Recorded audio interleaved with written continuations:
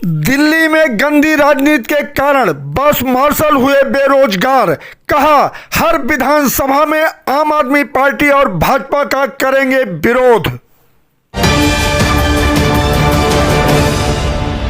दिल्ली सरकार शर्म करो, हमारा रोजगार वापस दो, गंदी राजनीति बंद करो, गंदी राजनीति नमस्कार, शासन पक्ष में आपका स्वागत है। मैं हूं आपके साथ डीपी ओझा। दरअसल कोरोना काल से लेकर बस तक जिन्होंने अपनी बिना परवाह किए दूसरे की रक्षा करते रहे, आज वही अपनी नौकरी के लिए दर दर भटक रहे हैं। दिल्ली में 10,792 बस मार्शलों को ड्यूटी से हटा दिया गया है, जिसको लेकर बस मार्शलों ने उपराज्यपाल का किया घेराव, सौंपा ज्ञापन। बात करें, लगभग 1 साल से अधिक हो गया जो मार्शलों को निकाला गया था, कुछ लोगों को वापस बुला लिया गया है।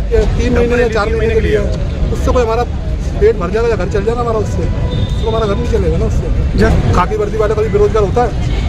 भारत के इतिहास में देख रहा हूँ मैं, ये खाकी वर्दी वाला बेरोजगार हो रहा है। ये तो जितनी कंट्रियाँ हैं खाकी वर्दी वाले तो रोजगारी कर रहे हैं, एक मैं ही बेरोजगारी का टैग लेकर घूम रहा हूँ, आप सब देख सकते हो। मेरा नाम है रोहित कुमार जी। 10,792 लोगों में धरना दे रहे हैं हम लोग पावर हाउस में। हमें 13 महीने हो गए धरना देते हुए।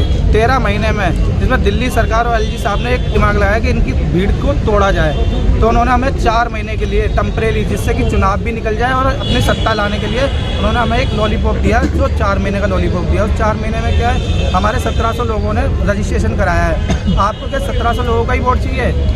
धरना 10,792 लोग दे रहे हैं और आप सिर्फ रुके हुए हैं कितनों पे? 1700 लोगों पे। हम चाहते हैं कि गंदी राजनीति ना करें, 1700 लोग नहीं 10,792 लोगों का भला करें जो धरना स्थल पर धरना प्रदर्शन कर रहे हैं। सभी का साथ दें और सभी को रोजगार दें। रोहित जी, अगर हम बात करें, ये धरना कब तक चलता रहे? तक चलेगा और हर विधानसभा में हम सारे विधायकों के बाकायदा, एक तरफ होगा दिल्ली के मुख्यमंत्री का फोटो और एक तरफ होगा एलजी साहब का फोटो और नीचे होगा जो विधानसभा का विधायक होगा उसका मुंह काला कि भाई तुम रोजगार नहीं दे सकते ना, तो तुम्हें वोट मांगने का कोई हक नहीं है किसी को। दोनों पार्टियां, भारतीय जनता पार्टी और बीजेपी, आम आदमी पार्टी, सिर्फ गंदी राजनीति कर रही है और ये गंदी राजनीति हम होने नहीं देंगे। ये पब्लिक के बीच में किस तरह से आप जाएंगे?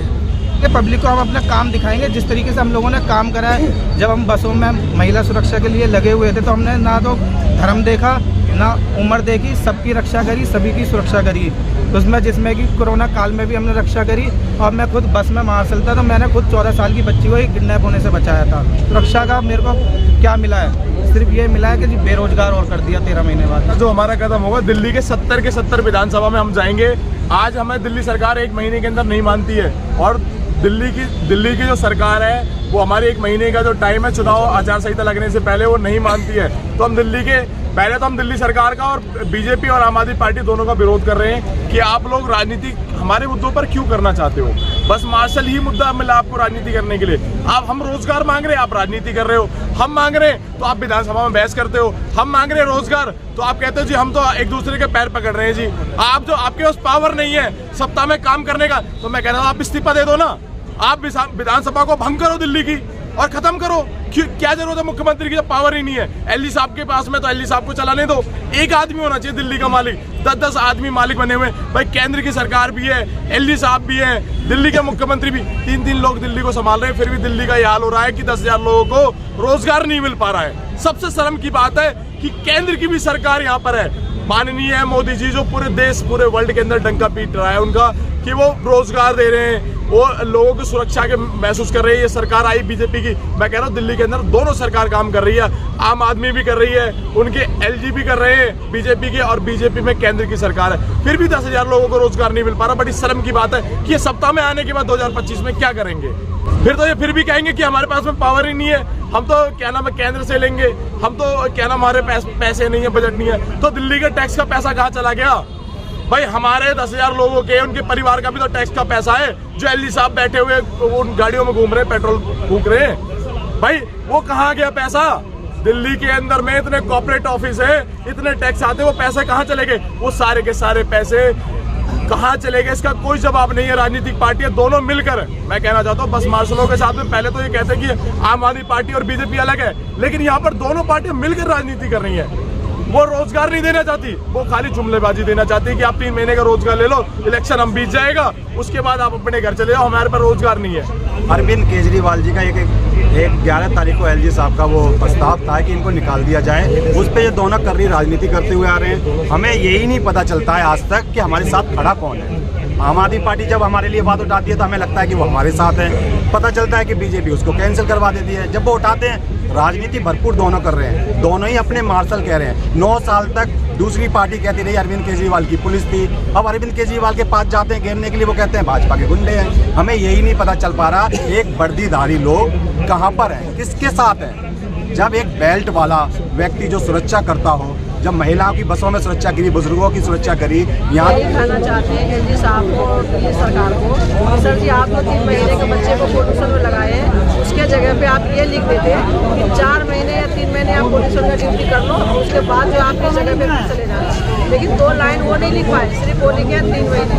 3 महीने के लिए ये सोचे कि इनका जो है मार्शल का धरना हम तोड़ दें, लेकिन मेरा धरना टूटेगा नहीं।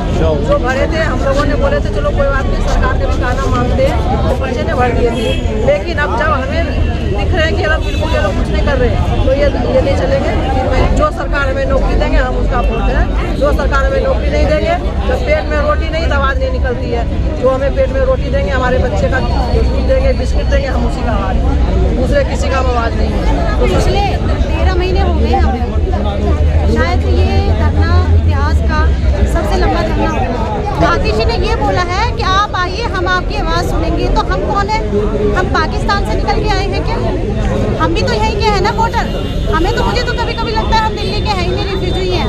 अगर हमारी बात नहीं मानी जाएगी तो हमारा अगला कदम ये होगा कि हम